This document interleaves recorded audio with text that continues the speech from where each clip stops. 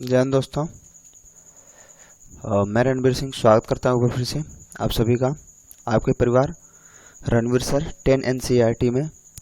तो दोस्तों आज हम लोग बात करने वाले हैं फिर से ये यूपी बोर्ड कक्षा 10 के लिए सिलेबस लेके आए हम लोग, जो मार्जिन हुआ है 30% का, उसी के बारे में। हालांकि इससे पहले वीडियोज आपको मिल चुका है, लेकिन फिर भी वो पूरा डिटेल से था, जैसा PDF में था उसी तरीके से टोटल।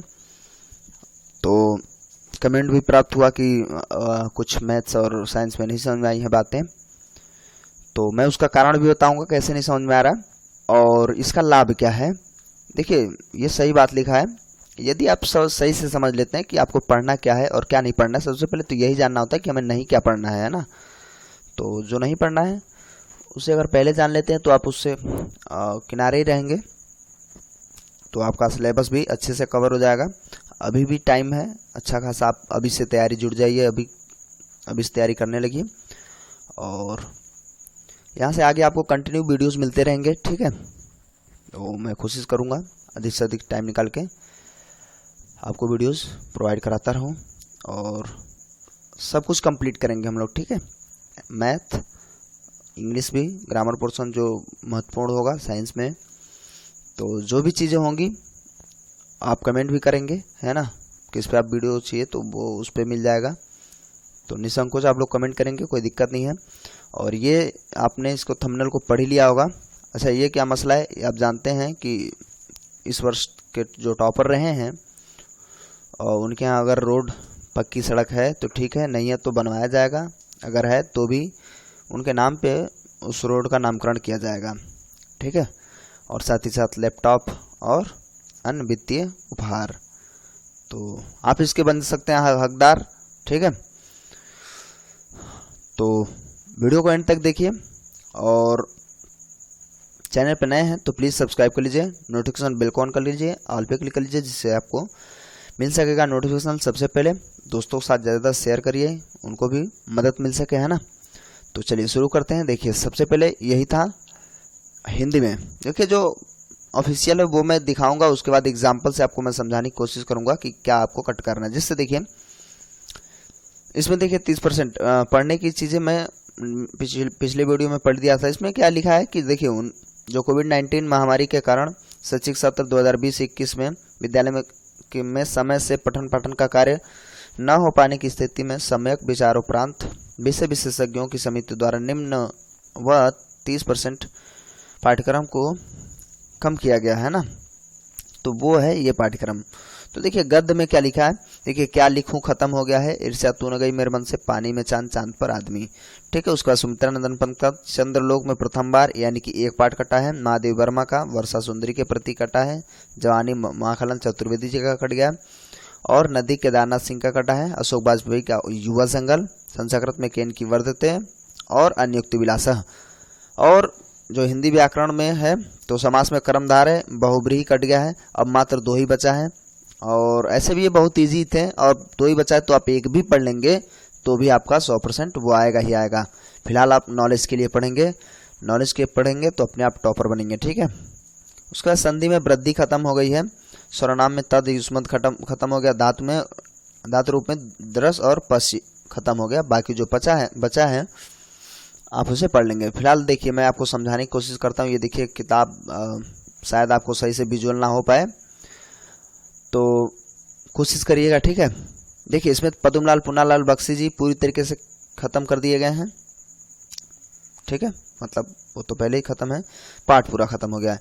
अब यहाँ पे एक डाउट ये भी बनता है, कुछ बच्चों ने पूछा भी था मुझसे कि सर क्या जो नाम कट गया है, यानी कि जैसे क्या लिखूं खत्म हो गया, तो क्या पद्मलाल पुन्नालाल बख्शी जी का जीवन परिचय पढ़ना होगा? तो जी नहीं, बिल्कुल नहीं पढ़ना होगा। तो इसमें जब चूंकि ये पूरा पाठ खत्म हो गया तो उसको पढ़ना नहीं है, खत्म, ठीक है। अब देखिए, रामधारी सिंह दिनकर को भी नहीं पढ़ना है, तो इससे तूने गई मेरे मन से खत्म है ना, तो ये भी नहीं पढ़ना है। यानी कि आपका 1, 2, 3 और 4 ही पाठ बचे हैं टोटल, समझ रहे हैं, और 3 खत्म हो गए हैं। तीसरा क्या है, जयप्रकाश भारती जी का पानी में चांद चांद पर आदमी, ये पूरा खत्म हो गया। तो जीवन परिचय भी आपके 4 ही बचे, क्लियर। और ये आपको डाउट था या होगा कुछ लोगों को। अब नेक्स्ट उसी डाउट को ये बरकरार करने का काम करता है। इधर क्या है, सुमित्रा नंदन पंत का आप जानते हैं चींटी है, तो चींटी तो पढ़ा जाएगा, वो आपके परीक्षा में आएगा, लेकिन चंद्रलोक में प्रथम बार नहीं आना है।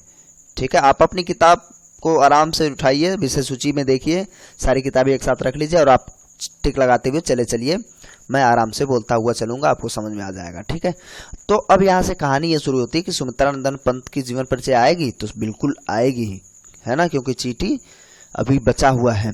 अब महादेव वर्मा का जो हिमालय से है वो तो बचा रहेगा, लेकिन वर्षा की सुंदरी के प्रति ये वाला जो है कट गया, यानी वर्षा सुंदरी के प्रति कट गया, तो महादेव वर्मा का जीवन परिचय तो आएगा, लेकिन वर्षा सुंदरी के प्रति से प्रश्न नहीं बनेंगे। क्लियर। माखनलाल चतुर्वेदी जी का पुष्प की अभिलाषा, क्रांति लाने वाला ये हम कहें तो पंक्तियां थी। ठीक है, आजादी के समय, और आज भी इसे पढ़ेंगे तो मोटिवेशन मिलता है। तो जवानी कट गया है, लेकिन पुष्प की अभिलाषा बची है, तो माखनलाल चतुर्वेदी जी जीवन परिचय इनका रहेगा, यानी कि इसमें 13 के 13 जितने हैं उन सब के जीवन परिचय आने की चांसेस, मतलब प्रोबेबिलिटी है। ठीक है, और इसमें तो आपके टोटल 4 ही बचते हैं, तो आराम से इजी हो गया, लेकिन इधर सभी जीवन परिचय हैं, तो अपनी स्ट्रेटेजी के अनुसार तैयारी ठीक ठाक करेंगे। बाकी जो केदारनाथ सिंह का नदी है तो पूरा 13 नहीं करेंगे, चूंकि नदी कट गया है, तो नदी सिर्फ केदारनाथ सिंह का था, तो केदारनाथ सिंह ही खत्म यहाँ से उनका सिलेबस। तो अब 12 लेसन बचे हैं, जिसमें से देखिए युवा जंगल जो है वो कट जाएगा अशोक वाजपेयी जी का, और भाषा एकमात्र अनंत है ये बचा रहेगा, तो अशोक वाजपेयी का जीवन परिचय आप पढ़ सकते हो। केदारनाथ सिंह का बिल्कुल नहीं पढ़ना, ठीक है, जीवन परिचय भी नहीं पढ़ना है, आप उसको नहीं याद करेंगे। ठीक है, नेक्स्ट क्या है, अन्योक्ति विलास संस्कृत में कट गया था, केन की वर्धते से कट गया था, और आप कॉम्प्रोमाइज करेंगे क्योंकि विजुअल नहीं हो पा रहा होगा, मैं अभी दूसरी किताब से दिखाऊंगा, वो भी ऐसे ही है, चूंकि आप जानते हैं ड्रैग किया गया है, चूंकि विशेष चीज पतली होती है, ड्रैग करने पे ये ऐसा हो गया है ना। अब देखिए इसमें क्या है, मैं इसको पेन से लिख दिया हूँ कि समास में कर्मधारय बहुब्रीहि, आप वहां भी देख रहे हैं, आप अपनी किताब में पर्टिकुलर कट कर लेंगे। संधि में वृद्धि कम हो गया है, सर्वनाम में तद युष्मद कम हो गया है, धातु रूप में दृश्य या पश्च, मैं पेन से किताब में ही कट कर दिया था, तो ये हो गया। अब देखिए दूसरे किताब से क्या है, दूसरे किताब से मैं बना रखा हूँ, देखिए पद्मलाल पुनालाल बख्शी रामधारी सिंह, यानी कि सारे कट गए, लेकिन इसमें बताने लायक क्या चीजें हैं, ये सारी चीजें सारी जानते हैं आप, लेकिन ये बताने लायक इसमें क्या है कि जैसे कोई भी किताब है अलग अलग होता है ना, विषय सूची में थोड़ी सी तब्दीली होती है, जैसे इसमें समास प्रत्यय ऐसे दे रखा, तो इसमें जैसे बाकी चीजें देंगी, तो अगर यहाँ पे दिख नहीं रहा कि ना तो आपको दीर्घ है ना समास में ऐसे देखिए ऐसे है, तो आप अंदर जाइए और अंदर जाके उस टॉपिक को कट कर दीजिए। ठीक है, पेंसिल से जो भी है, तो ऐसे आप टिक कर पाएंगे आराम से, तसल्ली से इसको लगाइए और जुड़ जाइए। अब बात करते हैं हम लोग इंग्लिश के बारे में, तो ये बिल्कुल सीधा साधा सा है, कुछ ज्यादा करना नहीं है। टॉर्च बेयर्स खत्म, और इंडियन म्यूजिक खत्म, और नेशन बिल्डर खत्म हुआ, माइग्रेटेड ओलंपिक प्राइज। ठीक है, तो ग्रेटेस्ट ओलंपिक प्राइज खत्म, यानी टोटल तो 4 पार्ट खत्म हो गए, तो आपको देखिए इसमें लगा हुआ है।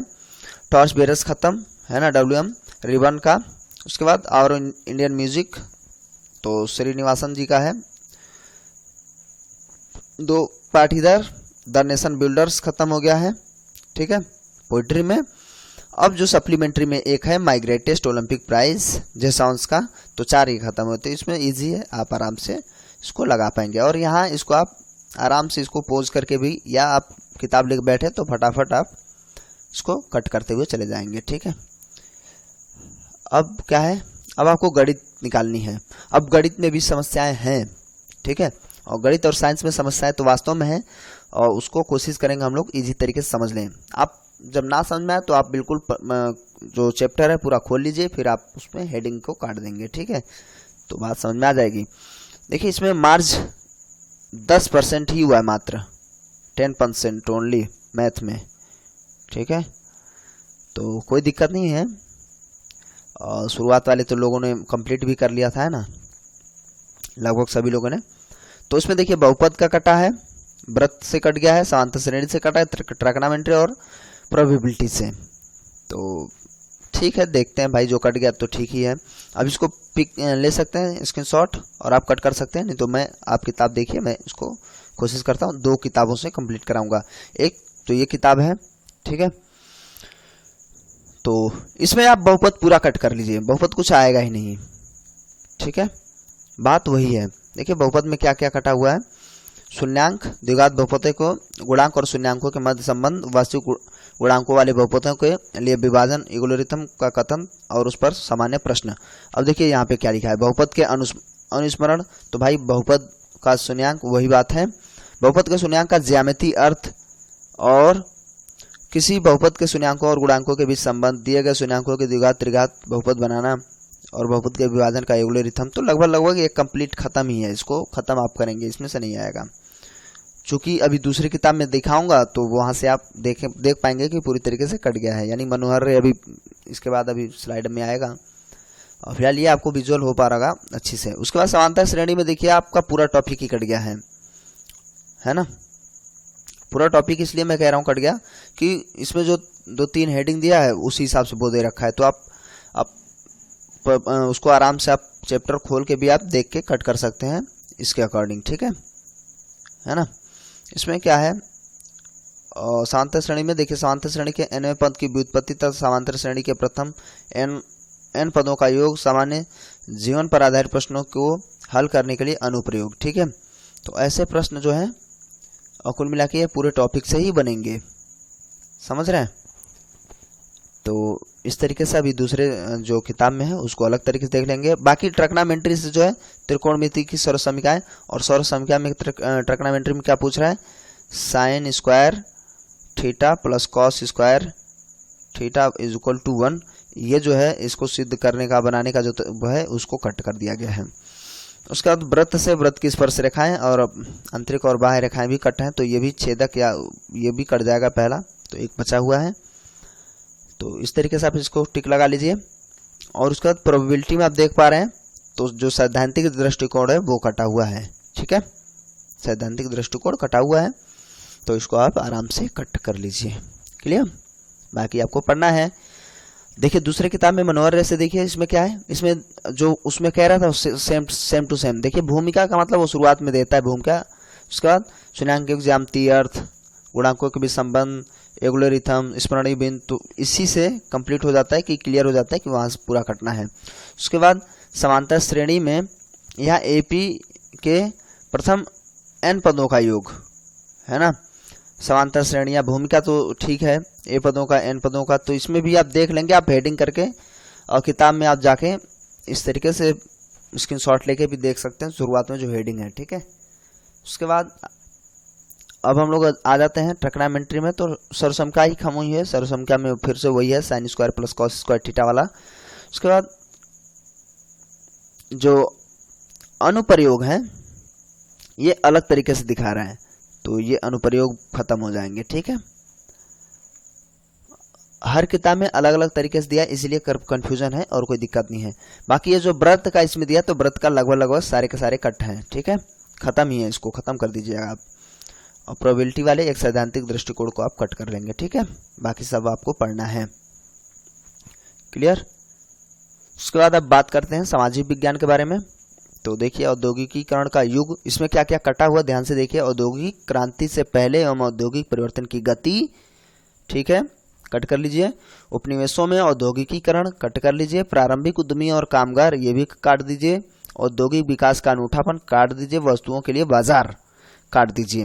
उसके बाद मुद्रण संस्कृति और आधुनिक विश्व में क्या है, यूरोप में मुद्रण का इतिहास कट करना है।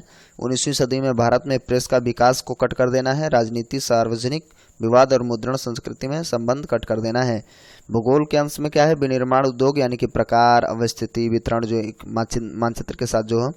राष्ट्रीय अर्थव्यवस्था में उद्योगों का योगदान है। औद्योगिक प्रदूषक तथा पर्यावरण निम्नीकरण, अर्थात तो विनिर्माण उद्योग पूरा खत्म है। वो पूरा अंदर आप इसको अंदर टटोल के देख लेंगे कि ये हेडिंग जो है हमारा उसमें जाके मैच हो रहा है कि नहीं। इसीलिए मैं इस पर थोड़ा सा आपको टाइम खर्च कर रहा हूँ कि आप आराम से इसको देखें और पोज करके भी आप चैप्टर खोल के कट कर सकते हैं। अदरवाइज बाहर से देखेंगे विषय सूची में तो पूरा कट ही जाता आमतौर पे।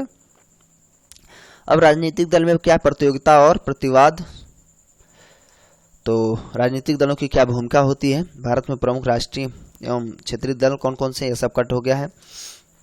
अर्थशास्त्र के अंश में मुद्रा तथा साख से संबंधित सारी चीज़ें लगभग कट जाएंगी। ठीक है, अब इसको कैसे देखेंगे, अब इसमें देखिए बड़ा मुश्किल से आपको दिख रहा होगा, लेकिन फिर भी आप कॉम्प्रोमाइज़ करिए। सिर्फ और सिर्फ एग्जाम्पल के तौर पे मैं बताना चाहता हूँ। देखिए, औद्योगिकीकरण का युग जो है सारा का सारे हेडिंग वही था, तो कट जाएगा।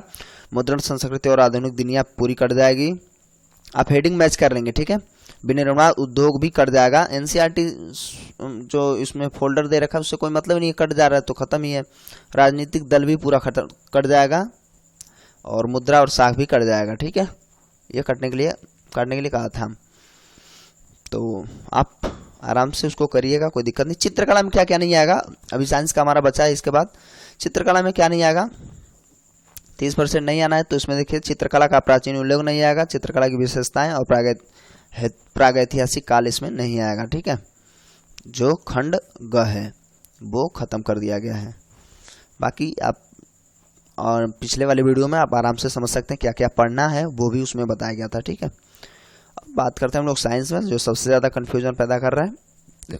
और डाउट तब तक पैदा होगा जब तक आप किताब को अपने पास ले करके फिर सूची से मैच करके कट नहीं करेंगे। ठीक है, हेडिंग खोलिए, सीधा पार्ट खोलिए, जो भी है वहाँ जाने के बाद आराम से आप कट करेंगे तो आराम से हो जाएगा। ठीक है, और यहाँ पे उस तरीके से बताना फिर बहुत लंबा वीडियो हो जाएगा। ऐसे भी पिछला वीडियो लंबा हो गया था तो कमेंट भी आ रहे थे, है ना। इसमें 30% मार्जिन है, तो इसमें क्या है, धातु और अधातु में। तो देखिए, धातु एवं अधातु के गुणधर्म, आयनिक यौगिकों का निर्माण तथा गुणधर्म। आराम से पढ़ रहा हूँ, आराम से लगाइएगा। तत्वों का आवर्त वर्गीकरण, इसमें क्या, तत्वों के वर्गीकरण की प्रारंभिक जो प्रयास थे, जैसे डोबेराइनर का अतिरिक्त न्यूलैंडस का अष्टक सिद्धांत, ये कट गया। लेकिन ये मत समझिए कि मेंडलीव कट गया होगा, है ना। इसीलिए मैं कह रहा हूँ आराम से किताब देखेंगे। डोबेराइनर कट गया, न्यूलैंडस कट गया, तो बचा क्या, थोड़ा सा ही तो है उसमें, और थोड़ा सा ही तो है इसमें कटा हुआ। बाकी तो हमें ऐसे भी ज़्यादा पढ़ना था, और न्यूलैंडस वाला भी ज़्यादा ऐसे पूछ लेता है ना, सारे गामा पा धा नि सा वाला, तो उसको हमें छोड़ ही देना है कुल मिला के। अब हमें आधुनिक आवर्त सारणी को पढ़ना है ना, मेंडलीव को पढ़ना है, उसके बाद आधुनिक वाला है। ठीक है, तो अच्छा, इसी क्वेश्चन के हिसाब से देखा जाए, यानी यहीं से एक क्वेश्चन बनता है, मैं पूछ ही लेता हूँ कि आधुनिक आवर्त सारणी को किसने बनाया था और कब।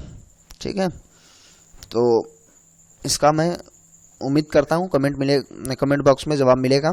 ठीक है, बाकी डोबेराइनर और न्यूलैंडस कट गए हैं, कोई दिक्कत नहीं है, आप उसमें आप किताब में काटते चलिए। ठीक है, और किताब में आप, मैं फिर से कह रहा हूँ, चैप्टर खोल लेंगे तभी कटेगा सही से, नहीं तो पता चला जब आप विशेष सूची से करेंगे तो फिर पक्का कन्फ्यूजन होगा। और कोई दिक्कत नहीं है, कन्फ्यूजन वहीं से हो रहा है। अब देखिए, जंतु तथा पौधों में नियंत्रण क्या है, हो सकता है मैं भी अगर यहाँ से बता रहा हूँ तो कुछ हेडिंग्स फिर भी छूट जाए, है ना, तो ये भी आप ध्यान देंगे। देखिए, पौधों में देशी गति ये कटना है, पादप में जो हार्मोन का परिचय वो भी, जंतुओं में नियंत्रण और समन्वय कटना है, तंत्रिका तंत्र या ऐच्छिक पेशियां कटना है, ऐच्छिक अनैच्छिक दोनों पेशी। उसके बाद प्रतिवर्ती क्रिया, रासायनिक समन्वय, जंतुओं में हार्मोन, ये सब कट हो जाएंगे। प्राकृतिक संसाधन में ऊर्जा के स्रोत, यानी कि बायोगैस खत्म हो जाना है। हमारा पर्यावरण, इसमें क्या है, परितंत्र, ओजोन परत का अपक्षयन, ये अपवर्तन में आवर्धन लेंस की क्षमता, ये खत्म हो जाएगा। प्रकाश का प्रकीर्णन, दैनिक जीवन में अनुप्रयोग, ये भी कट जाएगा। ये हेडिंग से ही काटना है, यहाँ सिर्फ अपवर्तन से काट देंगे तो मामला गड़बड़ हो जाएगा। ठीक है, विद्युत प्रभाव में क्या है, दैनिक जीवन में उपयोग, ये कट कर देना है आपको। दैनिक जीवन में इसका उपयोग क्या है, बात वही है, दोनों चीज़ें, तो सिर्फ विद्युत से वही कटेगा। विद्युत धारा का चुंबकीय प्रभाव से दिश धारा की तुलना में प्रत्यावर्ती धारा से लाभ, घरेलू विद्युत परिपथ। ठीक है, तो इस तरीके से आप जब अगर किताब खोल के फिर आप कट करेंगे तो कोई गलती नहीं होगी। या आप इसको लिख सकते हैं, स्क्रीनशॉट ले सकते हैं, फिर आराम से कर सकते हैं, या आप वीडियो को पोज आमतौर पे आप वीडियो पोज करके आप कर लीजिए, कोई दिक्कत नहीं है, समझ में भी आएगा कम से कम, है ना। और अब देखिए, यहाँ पे क्या है, एक महोदय की किताब है, उन्होंने गलत तरीके से टिक लगा लिया है, और ये गलत नहीं करना है। ठीक है, ये गलती कर देंगे तो फिर मामला बिगड़ जाएगा। अब चूंकि देखिए, अब धातु एवं अधातु से कटेंगे, ऐसा नहीं पूरा कट जाएगा, उससे कटेगा। नियंत्रण और समन्वय से लगभग कट जाएंगे। उसके बाद तत्वों का आवर्त वर्गीकरण में आप जानते हैं कि आपका दो चीजें कट रही हैं, डोबेराइनर अष्टक सिद्धांत वाला। ठीक है, तो बाकी आपको पढ़ना है। और मैं जो क्वेश्चन पूछा हूँ, आधुनिक आवास सारणी का निर्माण यानी बनाया किसने था और कब, ये आप बताएंगे, और कितने तत्व थे उस समय, तो कमेंट करिएगा, ठीक है। उसके बाद नहीं, इसे मतलब कठी वाला ही है। उसके बाद विद्युत से कटेगा, ऐसा नहीं कि आप पता चला पूरा काट दें। फिर आप विद्युत धारा के चुंबकीय प्रभाव से भी कटेगा, तो आप किताब से खोल के हेडिंग देख के फिर कट करेंगे। और ऊर्जा के स्रोत से भी कटेगा, तो उसमें बायोगैस कट जाएगा, ठीक है। हमारा पर्यावरण लगभग पूरा कट जाता है, ठीक है। तो ये इतने आपके कटिंग होने हैं, ठीक है। तो बस अब ज़्यादा कुछ नहीं है। आपके 6 आमतौर पर जो सर्वाधिक सब्जेक्ट यही लिए जाते हैं। तो यदि अन्य कोई सब्जेक्ट है तो आप लोग कमेंट कर सकते हैं। और कैसा लगा वीडियो, आप लाइक ज़रूर करेंगे। और इसमें जो भी जैसे ही प्रेजेंटेशन हो पाता है, इसमें भी बहुत टाइम लगता है, मेहनत लगता है ना, तो प्लीज़ आप लाइक करेंगे। और यदि आप चैनल पे अभी भी नए हैं, यानी आपने सब्सक्राइब नहीं किया हुआ है, तो प्लीज़ सब्सक्राइब कर लीजिए, नोटिफिकेशन बेल को ऑन कर लीजिए, क्योंकि आपको बोर्ड परीक्षा की पूरी तैयारी यहाँ पे कराई जाएगी। और अभी तक जितना भी डिले हो रहा था, कोई दिक्कत नहीं, अब हम लोग बहुत तेज़ी से चलेंगे। और आप लगे रहिए, घर पे रहिए, सुरक्षित रहिए, ठीक है। और अपने मित्रों को भी शेयर करते रहिए। तो चलिए मिलते हैं अगले वीडियो में, तब तक के लिए नमस्कार, जय हिंद, जय भारत।